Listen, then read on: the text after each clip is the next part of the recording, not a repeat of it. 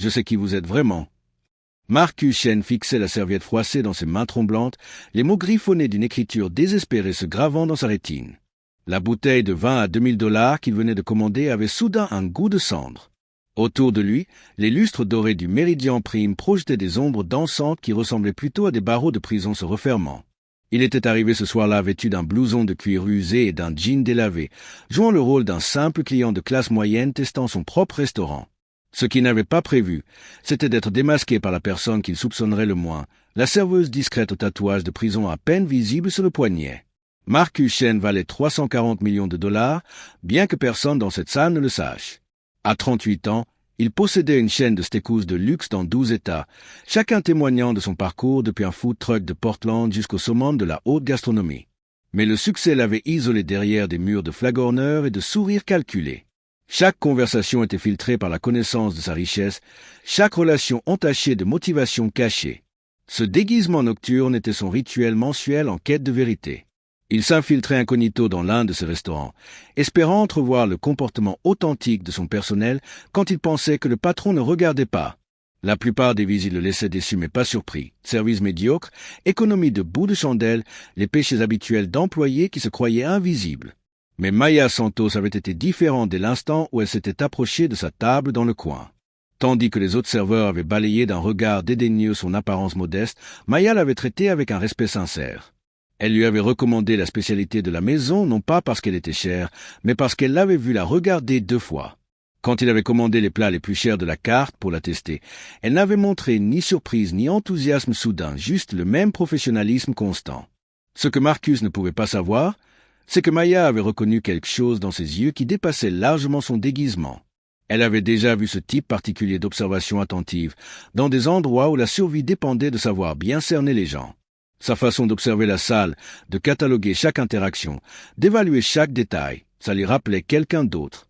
Quelqu'un d'une vie qu'elle avait désespérément tenté de laisser derrière elle. Maya avait purgé 18 mois à la prison pour femme de Riverside pour un crime qui avait détruit sa famille. La condamnation avait été juste, mais les circonstances étaient plus compliquées que ce qu'aucun tribunal ne pouvait saisir. Maintenant, 8 mois après sa libération conditionnelle, elle avait reconstruit sa vie service après service, déterminée à prouver que les gens pouvaient changer. Mais la reconnaissance était un jeu dangereux et elle venait de jouer ses cartes. Le mot qu'elle lui avait passé ne concernait pas seulement le fait de connaître son identité en tant que Marcus Chen, homme d'affaires et millionnaire. Il s'agissait de connaître quelque chose de plus, quelque chose qui les reliait tous deux à une vérité qu'aucun d'eux ne voulait affronter. Une vérité qui expliquerait pourquoi elle avait pris ce boulot, pourquoi elle l'avait observé même avant ce soir, et pourquoi sa présence ici n'était pas la coïncidence qu'il croyait. Marcus leva les yeux de la serviette pour trouver Maya, debout de l'autre côté de la salle, ses yeux sombres fixés sur les siens avec une intensité qui lui serra la poitrine. Elle n'avait pas peur d'être prise, elle attendait. La question était de savoir s'il aurait le courage de découvrir ce qu'elle savait vraiment, ou s'il ferait ce que les hommes puissants font toujours face aux vérités dérangeantes, fuir. Le bruit ambiant du restaurant, tintement des verres, conversation murmurée, jazz doux s'estompa en un bourdonnement blanc alors que Marcus réalisait que son monde soigneusement construit était sur le point d'être bouleversé par une femme qui avait déjà tout perdu une fois et qui visiblement n'avait plus rien à perdre. Marcus froissa une serviette et la cacha dans sa poche, son esprit s'emballant à travers des possibilités de plus en plus troublantes. Maya Santos n'était pas juste une ex-détenue travaillant comme serveuse, elle était là pour une raison précise, et cette raison l'impliquait lui. Il la regarda évoluer dans la salle avec une grâce calculée qui ne collait pas avec ses antécédents supposés de simples criminels. Chaque mouvement était mesuré, chaque regard stratégique. Quand elle s'arrêta à la table voisine pour servir un couple de cadres, Marcus remarqua comment elle positionnait son corps pour maintenir une ligne de vue vers sa table. Elle ne travaillait pas juste, elle surveillait. La colère commença à bouillir dans sa poitrine. Depuis des mois, il s'interrogeait sur de petites incohérences dans ses affaires. Des fuites d'informations mineures qui profitaient aux concurrents, des décisions internes qui atteignaient d'une manière ou d'une autre la presse spécialisée avant les annonces officielles. Il avait blâmé des employés déloyaux ou l'espionnage industriel classique. Il n'avait jamais imaginé que quelqu'un avait infiltré si profondément son organisation. Maya revint à sa table avec un dessert qu'il n'avait pas commandé. Offert par la maison, dit-elle, sa voix basse et contrôlée. Cheesecake new-yorkais, spécialité du chef. Marcus regarda la part parfaitement présentée et remarqua quelque chose d'étrange. Il y avait des miettes de biscuits Graham éparpillées autour de l'assiette selon un motif précis, 3 petits à équidistants. Ce n'était pas une décoration au hasard. C'était un code. Vous semblez avoir une bonne mémoire des visages, dit Marcus, testant le terrain. M'avez-vous déjà vu avant? Maya sourit, mais ça n'atteignait pas ses yeux. J'ai un de ces visages familiers, je suppose. Les gens pensent toujours me connaître de quelque part. Ce que Maya ne disait pas, c'est qu'elle avait passé les 6 derniers mois à étudier chaque aspect de la vie de Marcus Shen. Pas par obsession ou vengeance personnelle, mais parce que quelqu'un payait très bien pour des informations sur lui. Quelqu'un qui savait exactement comment utiliser une ex-détenue désespérée ayant besoin de travail comme outil d'espionnage parfait. Le docteur Victoria Marsh, psychiatre légiste et ancienne directrice du programme de réinsertion de Riverside, avait offert à Maya quelque chose qui semblait miraculeux, un emploi bien payé et une chance de recommencer. Tout ce qu'elle devait faire était obtenir un poste dans le restaurant de Marcus et rapporter ses habitudes, horaires et vulnérabilités. Ce que le docteur Marsh n'avait pas dit à Maya, c'était pourquoi elle voulait ces informations, ou que Marcus Shen avait été responsable d'un scandale qui avait détruit la carrière du docteur 2 ans plus tôt. Marcus avait découvert que la clinique de réinsertion qu'il sponsorisait détournait des fonds destinés au programme pour ex-détenus, utilisant l'argent pour des recherches non autorisées en manipulation comportementale. Quand il avait exposé le stratagème, le docteur Marsh avait perdu sa licence médicale, son poste universitaire et sa réputation. Maintenant, elle voulait sa revanche. Alors que Maya posait l'assiette sur la table, sa manche remonta légèrement, révélant davantage du tatouage sur son poignet. Marcus reconnut immédiatement le symbole, ce n'était pas un tatouage de prison commun. C'était le logo du programme de réinsertion qu'il avait aidé à démanteler. Programme de réinsertion de Riverside, dit-il doucement, observant le visage de Maya se contracter presque imperceptiblement. Le docteur Victoria Marsh était une personne très ambitieuse. Maya se figea. Pendant une seconde, son masque de serveuse amicale glissa complètement, révélant quelque chose de bien plus dangereux en dessous. Je ne vois pas de quoi vous parlez. Bien sûr que si. Marcus se pencha en avant, sa voix basse mais tranchante. La question est, êtes-vous ici parce qu'elle vous a envoyé, ou parce que vous avez vos propres comptes à régler avec moi? Le silence s'étira entre eux comme une corde tendue sur le point de claquer. Les autres clients continuaient leur repas, inconscients de la partie d'échec psychologique qui se jouait à quelques mètres. Maya prit une profonde inspiration, et quand elle parla à nouveau, sa voix portait un poids qui n'était pas là avant. Voulez-vous vraiment connaître la vérité, Marcus? Parce qu'une fois que je vous l'aurai dite, il n'y aura plus de retour possible. Ni pour vous, ni pour moi, et certainement pas pour les gens qui seront blessés quand tout ça éclatera au grand jour. Marcus sentit un frisson dans sa colonne vertébrale. Quels gens? Maya regarda autour du restaurant bondé, ses yeux s'arrêtant sur les visages familiers des employés qu'il connaissait depuis des années, des clients réguliers qui faisaient confiance à sa marque. Les gens qui croient que vous êtes qui vous prétendez être. Les gens qui ne savent pas ce que vous avez vraiment fait à Portland avant tout ce succès. L'estomac de Marcus se noua. Portland, la ville où tout avait commencé, où il avait construit son premier food truck avec de l'argent, n'était pas complètement propre. Des secrets qu'il avait enterrés si profondément que même ses avocats les plus proches ne connaissaient pas toute l'histoire. Maya se rapprocha, sa voix un murmure empoisonné. Le docteur Marsh m'a peut-être placé ici, mais ça ne veut pas dire que je suis de son côté. En fait, je pense que vous découvrirez que nous avons tous beaucoup plus en commun que vous ne l'imaginez. Marcus quitta le restaurant ce soir-là avec plus de questions que de réponses, mais une chose était claire. Il devait découvrir exactement ce que Maya Santos savait et qui d'autres étaient impliqués avant que sa vie ne s'effondre publiquement. Portland était un chapitre qu'il avait scellé 15 ans plus tôt, ou du moins pensait avoir scellé. De retour dans son Penthouse, Marcus activa son équipe de sécurité privée. James Morrison, un ancien agent fédéral qui gérait ses affaires confidentielles depuis une décennie, arriva en moins d'1 heure avec un dossier complet sur Maya Santos. 18 mois à Riverside pour falsification de documents et blanchiment d'argent, lut James dans le dossier. Mais voici la partie intéressante, elle était comptable avant la prison. Travaillait pour une entreprise de construction à Portland appelée Hartwell Development. Marcus sentit son sang se glacer. Hartwell Development, le nom qu'il avait essayé d'oublier pendant des années. James continua, inconscient de l'impact de ces mots. L'entreprise a fait faillite peu après son arrestation. Apparemment, il y avait un stratagème massif de surfacturation sur les contrats publics. Maya était la comptable junior qui avait découvert les irrégularités et avait tenté de les signaler. Elle les a signalées? Demanda Marcus, sa voix tendue. Elle a essayé. Mais quand elle a apporté les preuves aux autorités, ils ont découvert qu'elle avait falsifié certains documents pour protéger certaines personnes impliquées dans le stratagème. L'accusation était qu'elle essayait de couvrir ses propres crimes. James ferma le dossier. Ironiquement, les gens qu'elle tentait de protéger n'ont jamais été inculpés. Elle a porté seule le blâme. Marcus connaissait cette histoire mieux que James ne l'imaginait. Hartwell Développement avait été l'une des premières entreprises à financer son food truck à Portland. L'argent qu'il avait utilisé pour démarrer son empire venait directement des contrats surfacturés que Maya avait tenté d'exposer. Et quand le stratagème avait commencé à se défaire, Marcus avait disparu de la ville sans laisser de traces, emportant avec lui de l'argent qui appartenait techniquement aux contribuables. Cette nuit-là, Marcus ne put dormir. Il arpenta l'appartement, révisant chaque décision qu'il avait prise 15 ans plus tôt. À l'époque, il n'était qu'un jeune de 23 ans désespéré d'échapper à la pauvreté. Quand Thomas Hartwell avait offert de l'argent pour son rêve culinaire, Marcus n'avait pas posé beaucoup de questions. Il voulait croire que c'était un investissement légitime. Quand les enquêtes avaient commencé, Thomas avait clairement fait comprendre que Marcus pouvait facilement être impliqué comme complice s'il restait en ville. « Tu as pris de l'argent sale, gamin », avait dit Thomas. « Peu importe si tu le savais ou non. Ce qui compte, c'est ce qui peut être prouvé. » Marcus avait fui. Il avait utilisé l'argent pour recommencer dans une autre ville, construisant sa réputation et son empire sur une fondation de culpabilité silencieuse. Il n'avait jamais su qu'une jeune comptable avait sacrifié sa propre liberté en essayant de le protéger, lui et d'autres employés innocents de l'entreprise. Le lendemain matin, Marcus retourna au Méridien Prime avec un plan. Si Maya voulait jouer, il jouerait aussi. Mais cette fois, il avait quelques cartes dans sa manche. Il arriva tôt, avant les heures d'ouverture officielle, et attendit dans le parking jusqu'à ce qu'il voie Maya entrer par l'entrée des employés. Elle portait un jean délavé et un blouson de cuir usé, des vêtements qui racontaient l'histoire de quelqu'un qui avait tout perdu et se battait pour se reconstruire. Marcus l'intercepta dans la salle de pause des employés, un petit espace mal éclairé à l'arrière du bâtiment.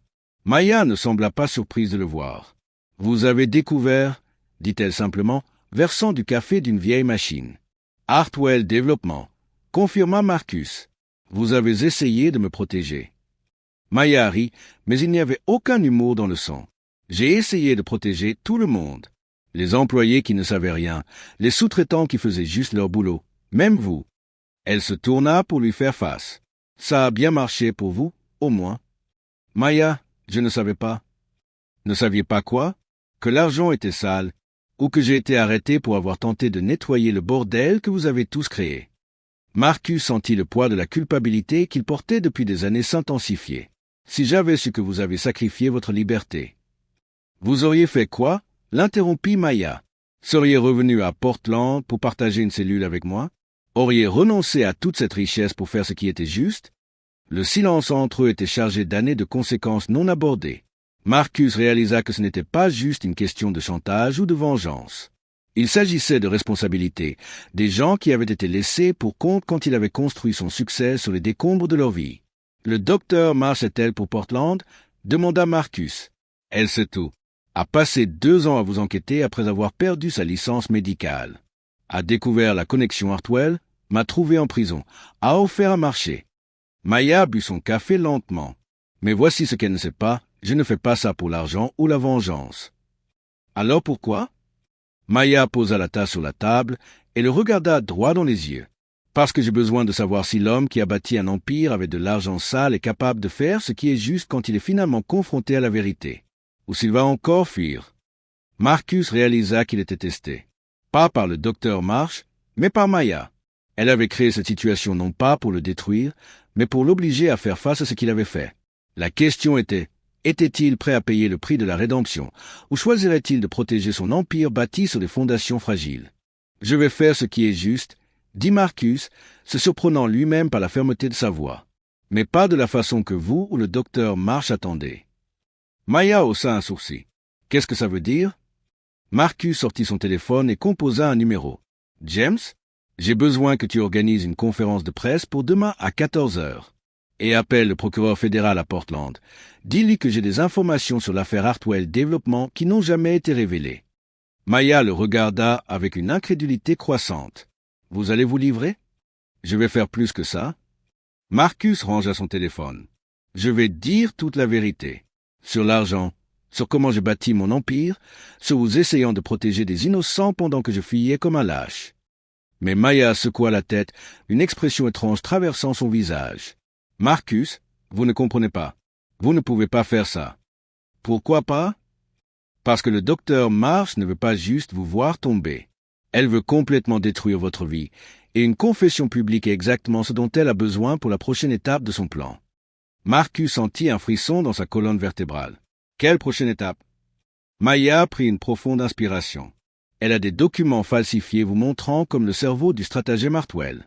Si vous confessez publiquement, elle découvrira ces preuves et utilisera votre propre aveu de culpabilité pour prouver que vous étiez le cerveau de tout. Vous ne perdrez pas juste votre fortune, vous passerez le reste de votre vie en prison.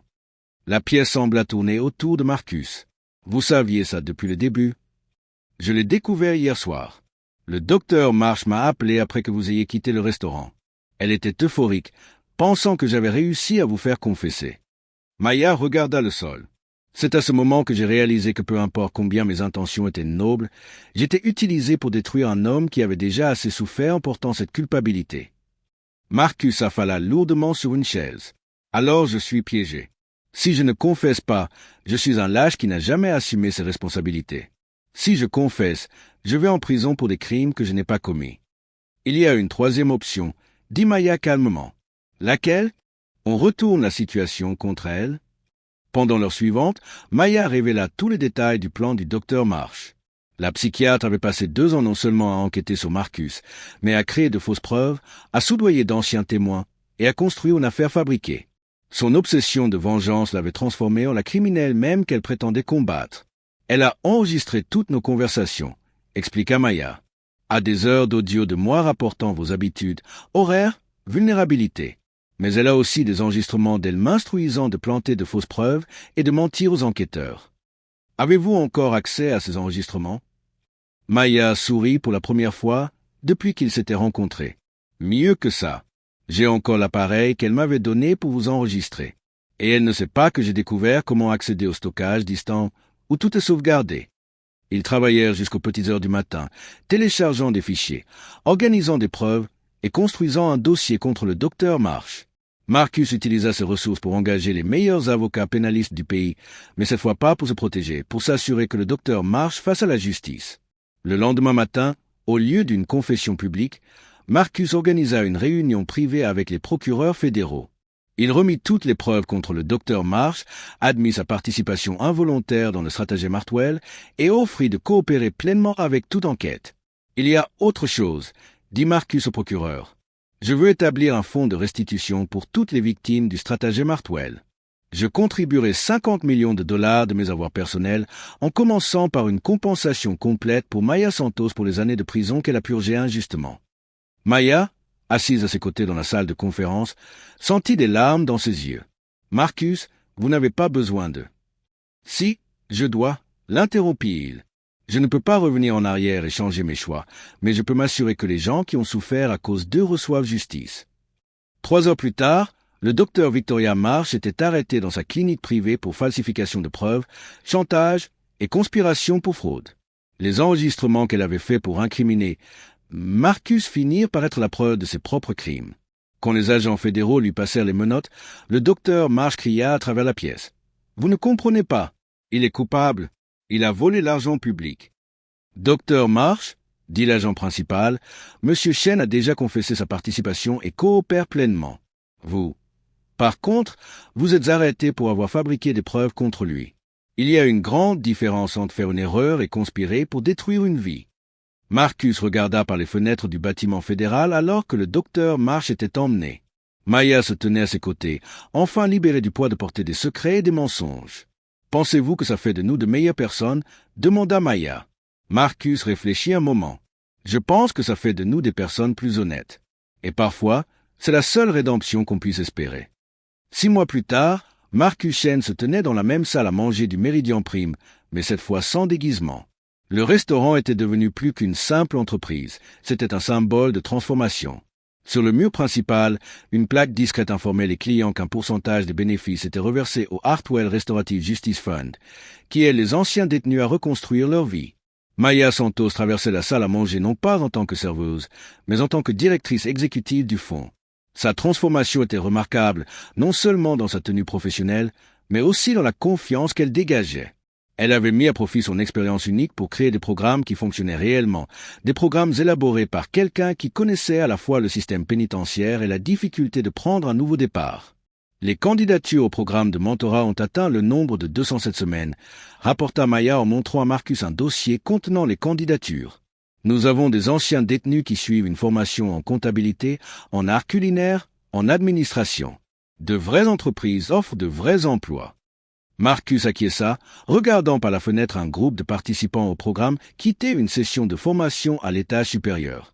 Le docteur Marsh parlait toujours de réinsertion, mais il n'a jamais compris qu'on ne peut pas aider les gens en les gardant prisonniers de leur passé. Le docteur Marsh purgeait elle-même une peine de 5 ans pour falsification de preuves et complot. Ironiquement, elle avait été envoyée à Riverside, la même prison où Maya avait purgé sa peine. Les détenus, conscients de son hypocrisie, ne l'avaient pas bien accueillie. J'ai reçu une lettre d'elle la semaine dernière, mentionna Maya avec désinvolture. Marcus haussa un sourcil. Que veut-elle? Elle s'excuse. Elle dit qu'elle comprend enfin la différence entre la justice et la vengeance. Maya plia la lettre et la rangea dans le tiroir. Peut-être qu'elle comprend vraiment. Ou peut-être qu'elle essaie simplement d'obtenir une réduction de peine pour bonne conduite. Marcus rit. D'un rire sincère, chose rare avant sa rencontre avec Maya. Tu vas lui répondre? Peut-être. Tout le monde mérite une seconde chance de faire ce qui est juste. Maya marqua une pause, regardant par la fenêtre la rue animée à l'extérieur. Même elle. C'était là la différence entre Maya et le docteur Marsh, réalisa Marcus. Maya avait affronté les conséquences de ses actes avec dignité et s'était servi de son expérience pour aider les autres. Le docteur Marsh s'était laissé consumer par l'amertume jusqu'à devenir exactement le genre de personne qu'elle prétendait combattre. Ce soir-là, après le départ du dernier client et une fois le nettoyage terminé, Marcus et Maya s'assirent à la même table où tout avait commencé. La table 32, la pire place du restaurant, qui était désormais devenue le symbole de la façon dont les apparences peuvent être trompeuses. Vous êtes-vous déjà demandé ce qui se serait passé si rien de tout cela n'était arrivé? Demanda Maya en faisant tourner un verre de vin entre ses mains. Marcus réfléchit à la question. Vous voulez dire, si je n'avais jamais pris l'argent des Hartwell, si vous n'aviez jamais été arrêté, si nos vies avaient suivi des chemins différents? Exactement. Non, répondit Marcus sans hésiter. Parce que je n'aurais jamais appris que la richesse sans intégrité n'est qu'une pauvreté déguisée. Et tu n'aurais jamais découvert ta véritable vocation, aider les personnes que la société a oubliées. Maya sourit. Parfois, les meilleures leçons se cachent dans les pires moments. Et parfois, ajouta Marcus, les personnes qui semblent être tes ennemis sont exactement celles dont tu as besoin pour devenir la personne que tu devrais être. Ils trinquèrent en silence, non pas pour célébrer le passé qu'ils avaient surmonté, mais pour célébrer l'avenir qu'ils construisaient ensemble. Un avenir où les erreurs pouvaient être transformées en opportunités, où la justice signifiait restauration plutôt que destruction, et où la véritable richesse ne se mesurait pas à ce que l'on accumulait, mais à ce que l'on rendait. Derrière les vitres du restaurant, la ville continuait de vivre à un rythme effréné, avec des millions de personnes vivant leur propre histoire de lutte et de rédemption. Certains trouveraient leur voie, comme Marcus et Maya. D'autres se perdraient dans l'amertume, comme le docteur Marsh. Mais tous auraient le choix qui définit qui nous sommes vraiment, affronter nos erreurs ou les fuir. Marcus Chen avait appris qu'on ne peut pas bâtir un avenir solide sur des fondations pourries. Mais il avait également découvert qu'il n'est jamais trop tard pour recommencer, à condition d'avoir le courage d'admettre ses torts et la sagesse nécessaire pour faire mieux la prochaine fois. La véritable justice n'est pas une question de punition, mais de transformation. Et parfois, la personne qui a le plus besoin d'une seconde chance est celle qui vous regarde dans le miroir. Si cette histoire de rédemption et de seconde chance vous a touché, n'oubliez pas de vous abonner à la chaîne et de partager dans les commentaires. Quel a été le moment de votre vie qui vous a forcé à affronter qui vous étiez vraiment? Car nous avons tous notre propre table 32 qui nous attend pour nous apprendre qui nous pouvons devenir.